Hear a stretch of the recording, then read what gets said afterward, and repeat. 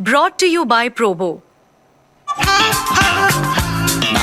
ऐसे ही हाँ और ना का गेम है Probo, the power of yes and no. The activity on this platform may be habit forming or financially risky. Participate. तो पेरिस पैरालंपिक्स में भारत ने 2 मेडल हासिल कर अपनी मेडल टैली को ओपन कर दिया है। इस वक्त मेरे साथ मोना अग्रवाल है। मोना को ब्रॉन्ज मेडल हासिल हुआ है और मोना के लिए ये सफर इतना आसान भी नहीं था। देखिए कितने खुश होकर वो अपना मेडल जो है वो दिखा रही है। तो मोना, आपके लिए मेडल कितना जरूरी था और कितना बड़ा आज का दिन है आपके लिए?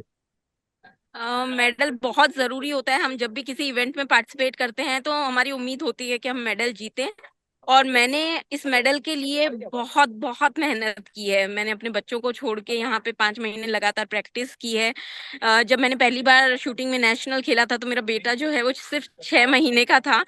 तो अपने बच्चों का बचपन मिस करके, सारे स्ट्रगल, सारे हर्डल्स क्रॉस करके, इतना सारा फाइनेंशियल क्राइसिस झेलने के बाद में जब मैं यहाँ पहुंची और ये अचीवमेंट मैं अपने हाथ में ले रही हूँ, तो ये मेरे लिए सबसे सबसे हैपनिंग मोमेंट है और प्राउड मोमेंट है। वेल ऑफ कोर्स, हम उम्मीद भी यही कर रहे थे क्योंकि जिस तरीके की आपकी परफॉर्मेंस रही थी उसको देखते हुए ऐसा लग रहा था कि आप जरूर पोडियम पे फिनिश करेंगी। लेकिन मोना, हर खिलाड़ी की जिंदगी में ना स्ट्रगल बहुत होता है और आपकी जिंदगी में भी बहुत ज्यादा स्ट्रगल आए हैं। अगर आप उसके बारे में थोड़ा बता सके, आप बच्चों की माँ भी हैं, तो माँ का रोल वो निभाना, एक खिलाड़ी का रोल निभाना, बैलेंस कैसे हुआ और कितना चुनौतीपूर्ण रहा ये? सर, बहुत ज्यादा चुनौतियां थी, क्योंकि मेरा बेटा जब हुआ उसके 2 महीने बाद मेरे हस्बैंड का एक्सीडेंट हो गया था।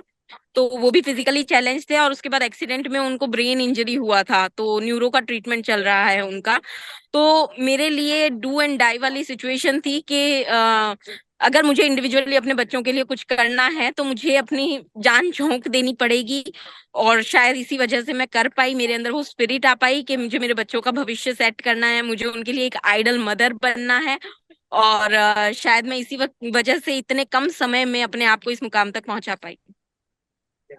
मोना, आज के इवेंट में अगर हम देखें तो आपके और अवनी के बीच में एक पॉइंट पे ऐसा लग रहा था कि कौन ऊपर जाएगा, कौन गोल्ड मेडल लेगा, किसको सिल्वर मेडल मिलेगा। एक कब्जो, एक टीम स्पिरिट दिख रही थी, इंटरनल कंपटीशन दिख रहा था और दोनों ही आप मेडल लेने में जो है वो कामयाब हुए। इस अचीवमेंट को आप कैसे देखते हैं कि एक ही इवेंट में भारत के 2 लोग जाते हैं, रिप्रेजेंट करते हैं और दोनों ही मेडल लेकर आते हैं? कैसे देखते हैं आप इसको?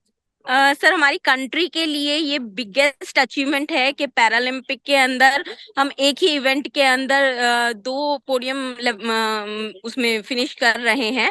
और हम दोनों एक ही स्टेट से हैं, एक ही शहर से हैं, एक ही कंट्री से हैं।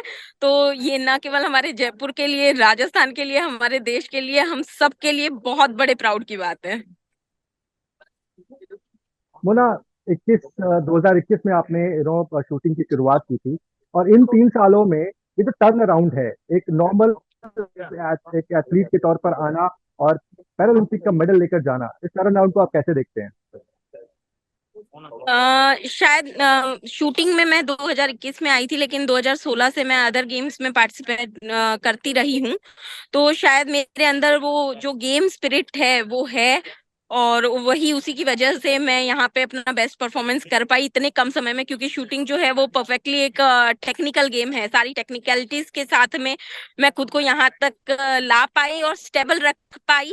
तो मेरे लिए मतलब ये बहुत अच्छा मोमेंट है कि मैं ये सब कुछ कर पाई।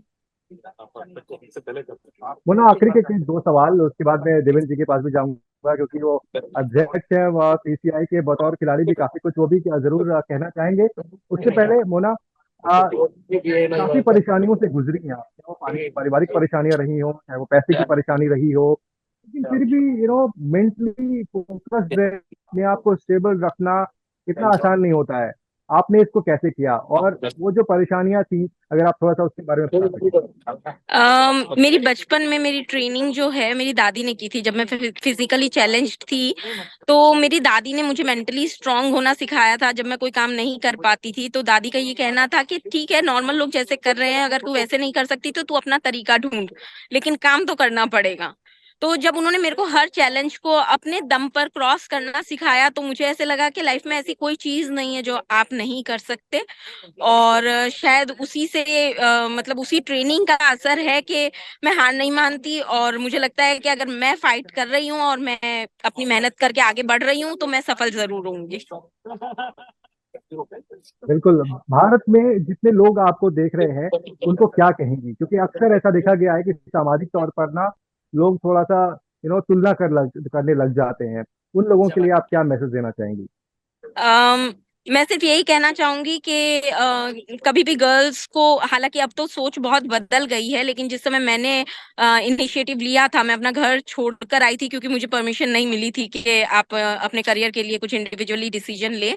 तो मैं यही कहूँगी कि पहली बात तो आप गर्ल्स को डिस्करेज मत कीजिए, वो आगे निकलेंगी, वो बहुत नाम रोशन करेंगी और बहुत सक्सेस पा सकती हैं। दूसरा, डिसेबिलिटी को कभी भी अपने ऊपर हावी मत होने दीजिए, आपकी डिसेबिलिटी सिर्फ आपके माइंड से है। आप अपने आप को, अपने माइंड को अगर एबल बना लेंगे तो आपकी फिजिकल डिसेबिलिटी कहीं पे भी स्टैंड नहीं करती।